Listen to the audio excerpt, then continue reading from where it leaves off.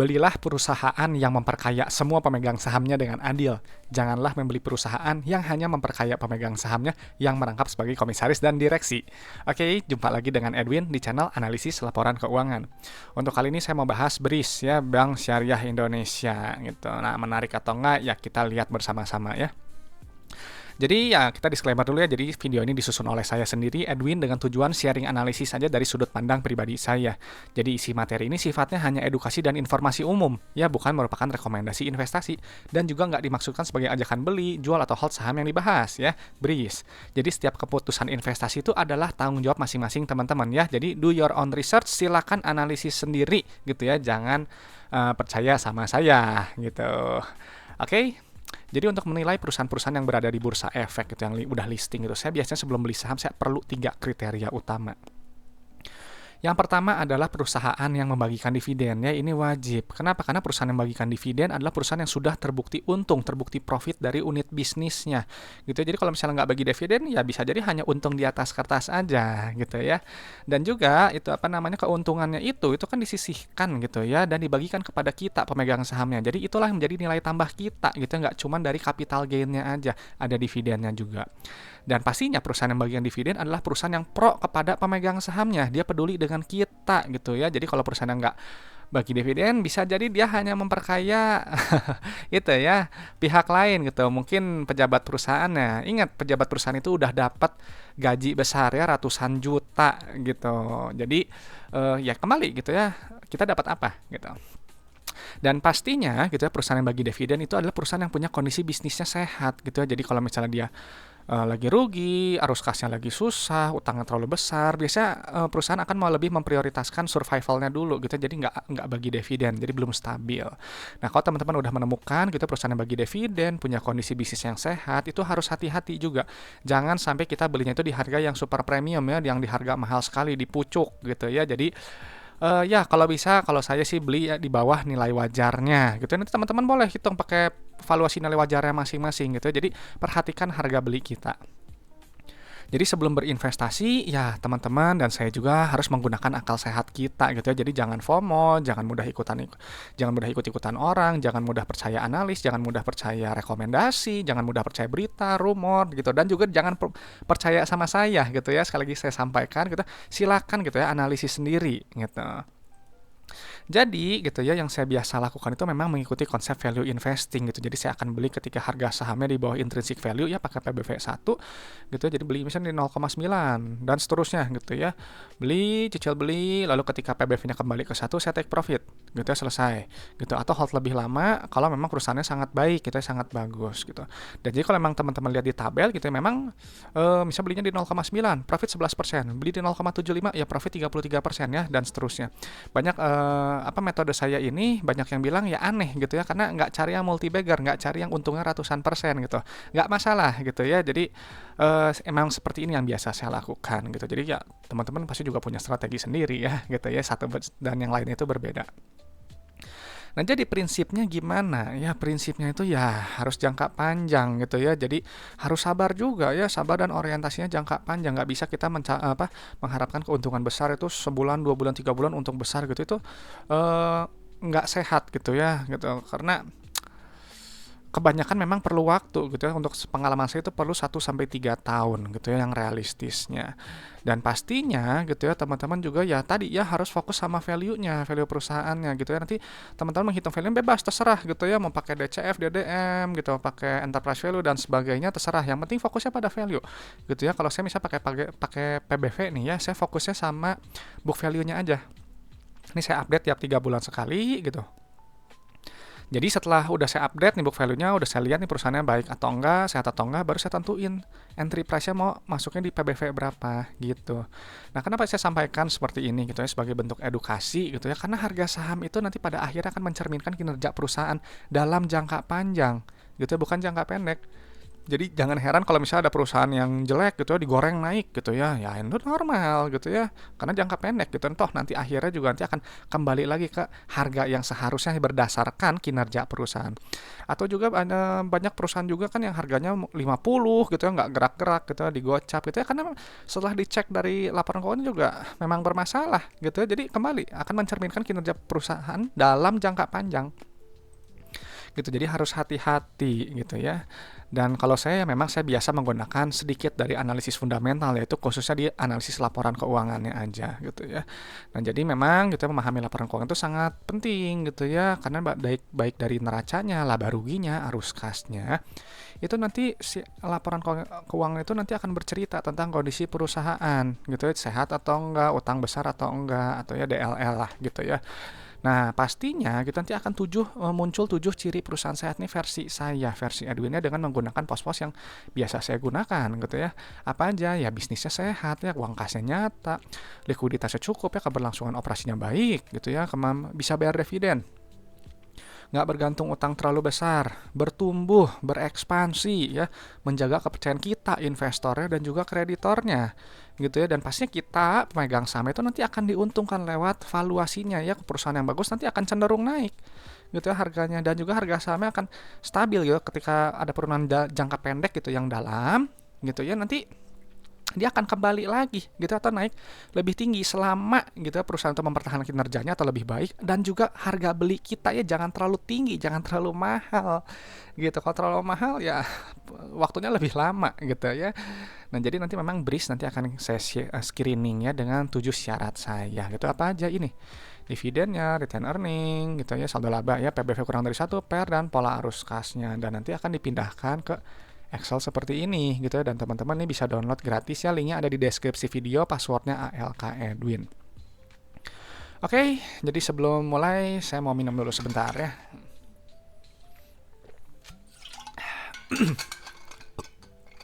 Oke, BRIS ya, jadi tadi udah disampaikan gitu, saya akan mencari perusahaan yang bagi dividen gitu ya. Nah, untuk bagi dividen ini saya memang udah menemukan gitu ya, data-datanya gitu.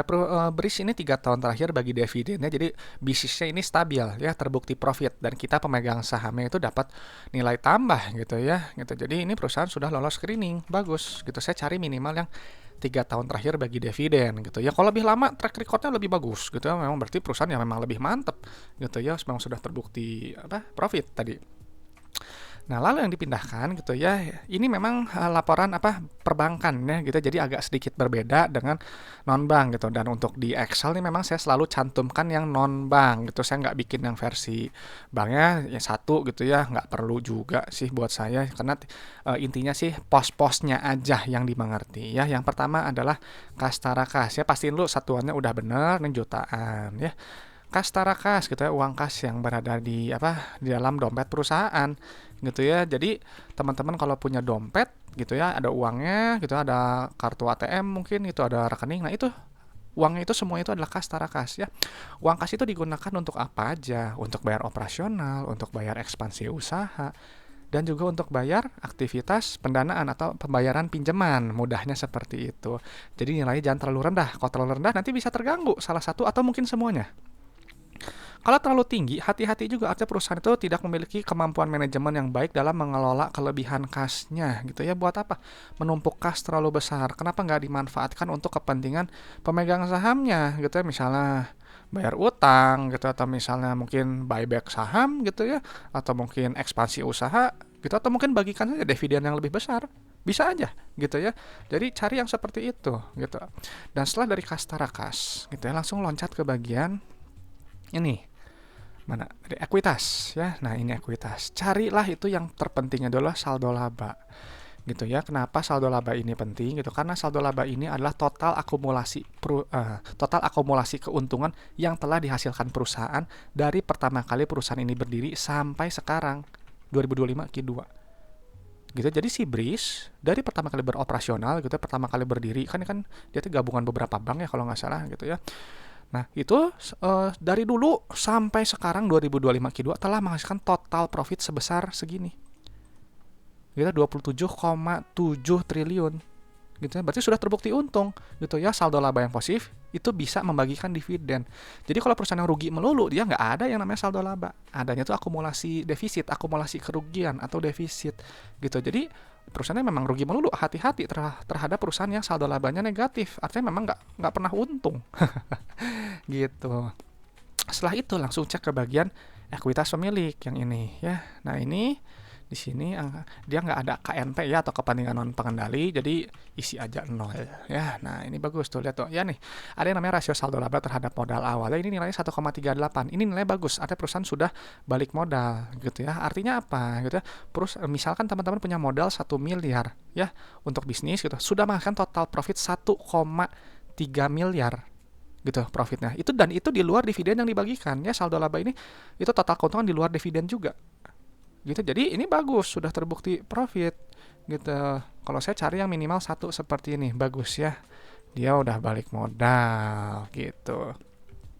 Dan untuk PBV-nya ini 2,2 setengah ya, 2,45 ya. Buat saya sih premium ya, kemahalan gitu, saya cari yang kurang dari 1. Nah setelah itu langsung kita cek ke bagian laba ruginya ya. Nah mana laba rugi, nah untuk perbankan ini nggak ada yang namanya revenue, nggak ada yang namanya total sales, net sales, itu nggak ada. Adanya interest income atau syariah income gitu ya. Nah ini bisa lihat nih ya, ini pendapatannya itu dari ini semua ya. Kalau syariah memang istilahnya unik-unik gitu ya, saya juga nggak hafal gitu ya. Jadi lihat ya, pendapatannya adalah total yang ini, semuanya yang ini. Nah ini kita jumlahkan aja gitu ya, kita jumlahkan aja. Kalau saya biar gampang, ini ditambah ini aja deh biar nggak kebanyakan ngisi ya.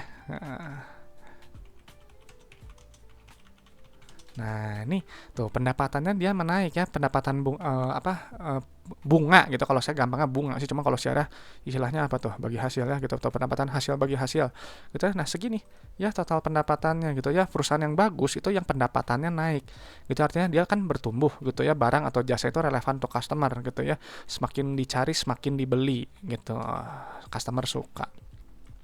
Dan nanti gitu ya, si pendapatan ini nanti dikurangi oleh harga modal barang atau jasa gitu ya. Kalau di perbankan itu ini yang ini ya, kalau diberi situ tuh hak pihak ketiga atas bagi hasil ya, berarti ini bebannya gitu ya. Jadi muncullah laba brutonya, laba kotornya gitu ya. Jadi yang saya sampaikan di sini adalah fair, bisa dibilang kayak apa ya, laporan keuangan perbankan tapi dibahasnya lewat cara non bank gitu ya, supaya lebih gampang gitu ya tuh. Dan itu lihat tuh ya, margin perbankan itu sungguh luar biasa ya, di atas 50% semua. Berarti apa? Unit bisnisnya itu memang sangat menguntungkan gitu, marginnya tebal gitu ya. Semakin tinggi gross profit margin artinya kan semakin tinggi gitu ya efisiensi perusahaan, dan juga apa namanya, perusahaan itu bisa menjual barang atau jasa itu jauh di atas harga modalnya gitu. Dan ya margin tebal itu ya, karena kan si gross profit ini nanti akan dikurangi beban lain-lain, beban usaha, beban pajak, bla bla bla, nanti baru keluar laba bersihnya tuh ya. Tuh beban bayar ini bla bla bla, nanti keluar laba bersih yang ini, angka final gitu ya. Ini yang jadi pusat perhatian analis gitu atau berita gitu, karena yang paling menarik dong gitu ya kan, laba bersih naik sekian gitu ya tuh. Net profit margin 26%-nya bagus gitu ya. Memang perbankan memang luar biasa enak sih, menguntungkan sekali ya kalau di backup dengan modal yang cukup gitu ya. Buka bisnis bang seru nah secara pernya cuman ini masih kemahalan ya, buat saya masih premium ya, 15 hampir 16 ya gitu, jadi nggak lolos screening gitu. Nah lalu jangan lupa, jangan hanya berhenti di laba rugi, tapi harus berhenti di setelah arus kas gitu ya. Laporan arus kas ini adalah laporan yang sering dilupakan oleh analis gitu dan berita-berita gitu, padahal ini penting sekali gitu ya, karena ini tadi untuk memvalidasi apakah benar gitu laba ruginya ini valid. Caranya gimana gitu ya, kita lihat dari revenue-nya ya. Revenue ini kan 14 triliun ya, 14,1. Nah teman-teman punya perusahaan gitu ya, jual barang dan jasa gitu ya, mengaku gitu 14,1 triliun pendapatannya. Nah tapi uang yang diterimanya berapa? Benar nggak sekian 14,1? Kan bisa aja lebih rendah kalau misalnya customer DP terus nggak full pembayarannya gitu, bisa aja gitu, atau bayarnya ternyata lebih gitu. Bisa jadi teman-teman menagih piutang-piutang sebelumnya belum tertagih gitu. Dan ini gitu, ini kita lihat tuh, ini cari aja yang paling atas gitu ya nilainya gitu ya. Kita masukin dulu angkanya Nah, ini lihat nih, ya tuh. Ini rasionya untuk perbankan untuk yang periode ini cukup rendah ya kalau kata saya 90%, 88%. Jadi ibarat kalau teman-teman tadi jual barang 1 miliar, cuma terima uangnya 880 juta. 120 jutanya yang harus ditagih. Gitu ya, jangan sampai nggak ditagih-tagih nanti macet gitu ya nanti. Dan ingat kan uang kas ini uang yang diterima gitu kan digunakan untuk tadi bayar operasional, bayar ekspansi usaha, bayar apa lagi? Pinjaman ke bank gitu ya. Untuk periode sebelumnya ini bagus 97%-nya cari yang mendekati 100% gitu ya, atau yang 90-95% lah gitu. Ini periode yang sekarang menurut saya kurang baik ya gitu ya untuk receipts to revenue rasionya gitu ya, apakah mungkin kredit macet atau apa gitu, saya nggak tahu gitu ya. Nanti cek aja gitu ya, nanti boleh cek aja di rasio-rasio perbankan yang kayak NPL apalah gitu ya, ada banyak lah itu, nanti cek aja lah gitu ya. Nah ini kurang ya menurut saya nih, manajemen artinya untuk periode ini kurang bisa menagih mungkin piutang-piutang yang belum tertagih gitu ya, kurang bisa menarik uang dari customernya gitu. Dan nanti gitu ya, nih udah mengaku pendapatan 14,1 triliun, kas yang diterima cuma 12,5 triliun. Nah, uang kas ini dibayarkan untuk operasional ya, nilainya yang ini CFO gitu. Jadi kalau untuk perbankan bukan yang ini gitu ya, tapi pakai yang ini. Nah, ini kita isi dulu. Nah, ini bagus ya. Meskipun dia penerimaan kasnya lebih rendah, tapi dia masih positif net CFO-nya. Ini baik. Gitu ya, perusahaan ini artinya menghasilkan uang tunai dari bisnisnya gitu ya. Jadi, nggak habis buat bayar operasional. Gitu. Nah, kebayang kalau misalnya ini rasionya dia kayak kemarin lah, mungkin 97%. Ini pasti jauh lebih tinggi lagi, lebih sehat gitu ya. Dan uangnya ini digunakan lagi untuk apa? Untuk ekspansi usaha gitu ya. Nah, di sini diaktifasi investasi tuh. Perolehan surat berharga ya, terus perolehan aset tetap gitu kan, cari yang nilainya negatif. Gitu ya, cuman di sini positif nih. Ya, artinya ada apa tuh? Ada pelepasan investasi gitu, ada penambahan uang kas gitu ya. Memang yang bagus itu kalau buat saya cari yang negatif. Ya, cuman kalau positif kadang belum tentu dia jelek juga, harus dilihat juga gitu ya. Kenapa? Gitu ya, apa yang menyebabkan dia naik nilainya gitu kan. Di sini tuh ada penjualan investasi ya, ada divestasi surat berharga gitu. Ya udah, kalau memang memang dia menjual gitu ya. Dan nanti uangnya lagi digunakan untuk apa? Untuk bayar pinjaman. Tuh, nilainya kalau negatif itu bagus tuh ya tuh. Liabilitas kepada Bank Indonesia pembayaran ya tuh. Terus pelunasan surat berharga. Nah, ini ya terus pembiayaan gitu. Nah, pembayaran liabilitas gitu ya, nilainya yang bagus seperti ini negatif gitu ya. Nah, kalau yang nggak negatif, positif gitu kayak periode sebelumnya nih, artinya dia kan mengambil pinjaman sebenarnya. Tuh, surat berharga yang diterbitkan gitu ya, mengambil pinjaman lagi. Kita betul penerimaan pembiayaan gitu ya, cari yang negatif gitu ya. Dan ini kalau misalnya kita lihat polanya untuk yang per 2025 Q2 ini mungkin dia ada penjualan yang tadi di bagian ekspansi usaha, dia menahan ekspansi dan ini operasional ini digunakan untuk aktivitas pendanaan ya, untuk pembayaran pinjaman gitu, yang mungkin udah jatuh tempo gitu ya, bisa jadi gitu. Cuman nggak masalah gitu, karena apa? Karena lagi-lagi masih ada dividen yang dibagikan gitu ya. Jadi kalau misalnya masih ada bagi dividen ya masih bisa dimaklumi lah gitu, setidaknya kita masih dapat, kalau punya sahamnya masih ada uang tunggu lah gitu, dapat gaji bertahun gitu. Nah, jadi untuk BRIS gimana ini ya? Untuk BRIS ya buat saya nggak menarik ya, nggak menarik. Kenapa? Ya memang betul ya perusahaan ini bagus ya bagi dividen gitu ya, 3 tahun terakhir bagi dividen, saldo labanya positif ya, sudah menghasilkan total profit 1,3 kali modal gitu ya. Namanya PBV-nya ini ya kemahalan ya kalau buat saya gitu ya, saya perlunya yang di bawah 1. PER juga saya cari yang di bawah 15 atau di bawah 10 gitu. Ini masih 15 ya, masih premium. Bisa dibilang mungkin rata-rata, karena rata-rata biasanya 15 ya.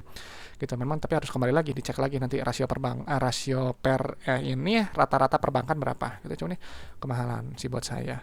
Dan untuk pola arus kas ya bagus ya, dia operasionalnya baik gitu. Cuman mungkin untuk di periode ini dia masih harus bayar pinjaman gitu. Jadi ada ekspansi usahanya dia bukan dihentikan ya, nggak terlalu agresif lah gitu ya. Jadi ada sedikit kenaikan kas tarakas gitu. So kembali ya, nggak tahu buat teman-teman menarik atau enggak ya. Kalau misalnya teman-teman menarik, silahkan analisis lebih lanjut dengan rasio-rasio perbankan gitu, karena saya nggak cover di sini gitu. Atau teman-teman punya request saham atau ada pertanyaan seputar investasi saham, boleh komentar gitu ya, sampaikan, nanti saya tampung gitu, nanti kita jadwalin gitu ya. Dan mungkin memang sedikit pengumuman juga gitu nanti untuk kan nanti bentar lagi 2025 Q3 ya mau terbit nih ya, kan sekarang udah Oktober. Nanti mungkin untuk saham request nanti mungkin ada beberapa yang dipending dulu gitu ya, karena saya mau cover dulu gitu ya saham-saham yang masuk prioritas dulu yang harus segera dibahas gitu.